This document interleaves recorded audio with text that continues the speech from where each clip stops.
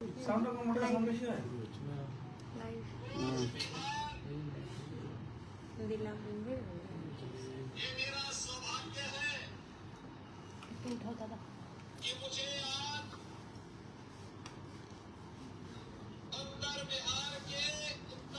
আরেকবার আরেকবার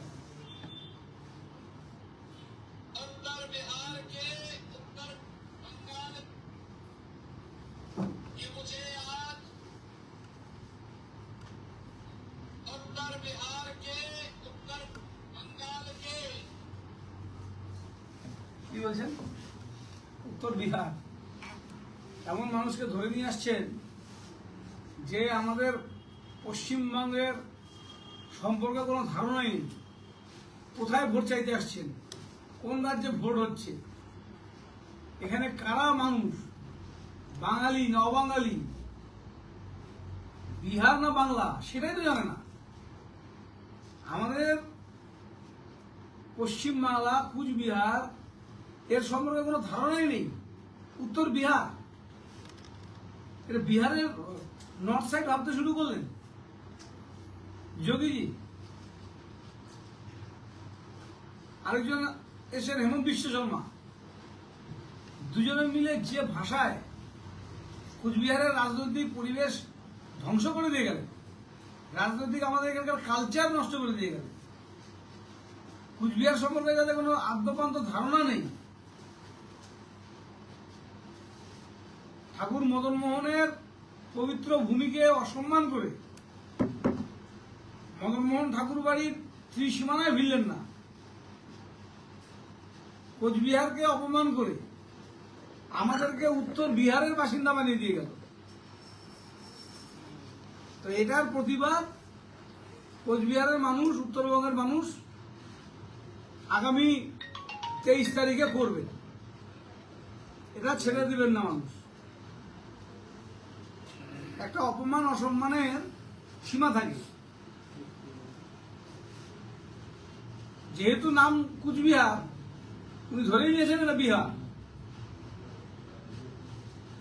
এর আগেও বিজেপি নেতাদের এরকম ঘটনা করেছে। তাই আমরা তৃণমূল কংগ্রেসের কুচবিহার জেলার সমস্ত প্রার্থীরা আমরা বসেছি এখানে। যারা আসতে পারেননি, শিবশঙ্কর পালের একটা অ্যাক্সিডেন্ট হয়েছে, ওর গাড়িতে ট্রাক্টর মেরে দিয়েছে, তার জন্য এসে পৌঁছাতে পারল না।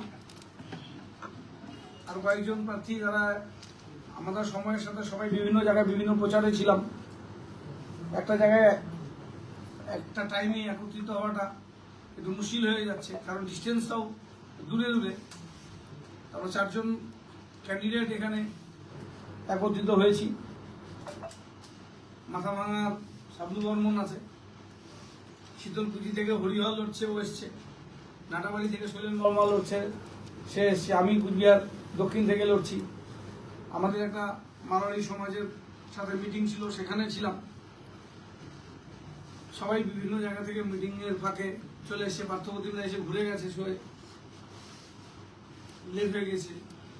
তো যাই হোক, আমরা সকলে মিলে আমি এই যোগী আদিত্যনাথের কুচবিহারকে উত্তর বিহার বানানোর যে ঘৃণ্য তার বক্তব্য, তাকে কন্ডেম করছি। এবং এই ধরনের নেতারা বাংলায় এলে বাংলাকে অসম্মান করা ছাড়া বাংলাকে সম্মান দেওয়ার মতন কোনো জায়গায় এরা কখনোই নেই। এবং একই ঘটনা হেমন্ত বিশ্ব শর্মা, যিনি এখানে এসে হিন্দু মুসলিম গোমাংস এই সমস্ত করে গেলেন। এই নোংরা বক্তৃতা আমাদের কখনোই কাম্য ছিল না। এরা সেই জিনিস করে গেলেন, কারণ এদের যিনি মাথা নরেন্দ্র মোদী, এর আগে যতবার রাসবাংলা মাঠে মিটিং হয়েছে, অনেক কাজের কথা, উন্নয়নের কথা, মিথ্যা প্রতিশ্রুতি অনেক কিছু দিয়েছিলেন। আপনারা জানেন যে কুচবিহারে সেন্ট্রাল ইউনিভার্সিটি, এখানকার কুচবিহারের যেটা ভাষা, রাজবংশী ভাষাকে সংবিধানের 8ম তফসিলভুক্ত করা, এখানে উত্তরবঙ্গের এইমস করা, সব মিথ্যে বলে গিয়েছিল। যার জন্য এবার 2026-এ আর মিথ্যে কোনো বক্তৃতার মধ্যে, কোনো প্রতিশ্রুতির মধ্যে না গিয়ে সোজা সাপটা হিন্দু মুসলমান করে গেল। এই ঘৃণ্যতা কুচবিহারের মানুষ ক্ষমা করবে না। এবং 23 তারিখ 9টি আসনে 9টিতেই বিজেপিকে পরাজিত করবে। প্রতিবাদ হবে কোনো তৃণমূল কংগ্রেসের পক্ষ থেকে? আমরা প্রতিবাদ করছি, যেদিন প্রতিবাদ আমরা জানিয়ে রাখলাম, ব্যালটে মানুষ প্রতিবাদ করুক, এটা আমরা চাই। দাদা, উত্তর বিহারে আমরা দেখেছি যে সাম্প্রদায়িক রাজনীতি হয়, কিশনগঞ্জ, পূর্ণিয়া সবটাই সংখ্যালঘু অধ্যুষিত।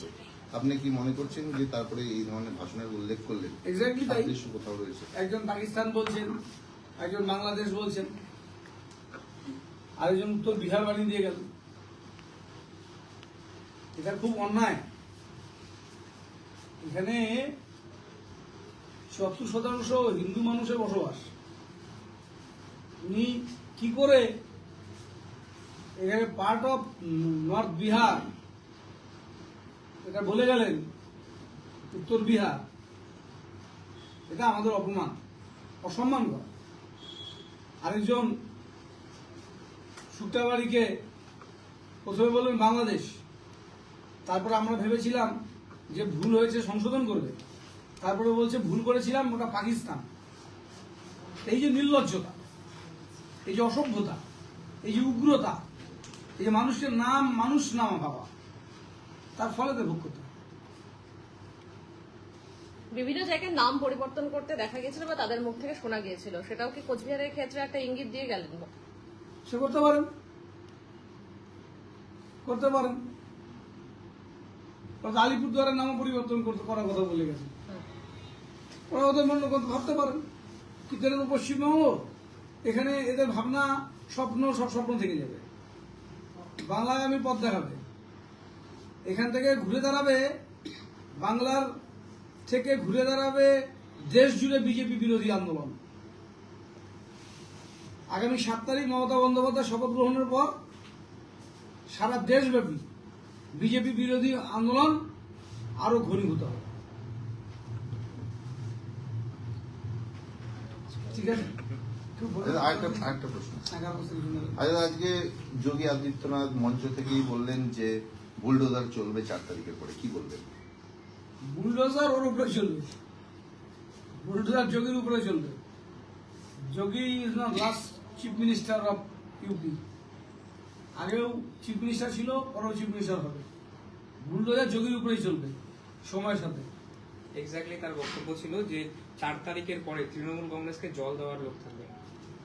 তৃণমূল কংগ্রেসকে জল লোককে দিতে হবে না, ওর চিন্তা করতে হবে না। বাইরের রাজ্য থেকে এসছেন, এখানে ঘুরতে এসেছিলেন পরিযায়ী পাখি, পরিযায়ী চলে গেছে, গল্প শেষ। ওর হেলিকপ্টার নামলো, ওর হেলিকপ্টার উঠলো, গল্প শেষ। এখানে মানুষকে কিভাবে ভরকানো যায়, যারা কমিউনাল পলিটিক্স করেন, উগ্র হিন্দুত্ববাদীদেরকে উস্কে দিয়ে যাওয়া, সেটাই ওর কাজ ছিল, সেটাও করে গেছে।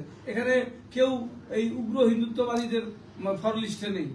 এখানে সবাই সনাতনী হিন্দু ধর্ম করেন, সকলে শান্তি শৃঙ্খলার সাথে আমরা চলছি, আমরা শান্তি শৃঙ্খলার সাথে চলবো। এখানে যোগী আদিত্যনাথের মতন উগ্র হিন্দুত্ববাদী মানসিকতার মানুষও নেই, আর এটা উত্তরপ্রদেশও না। এখানে ওই সমস্ত নোংরা ঘৃণ্যতা চলে।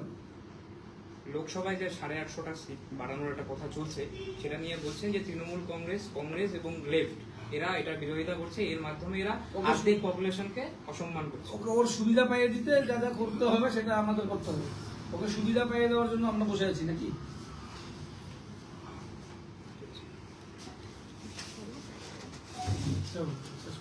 শেষ করি। জাস্ট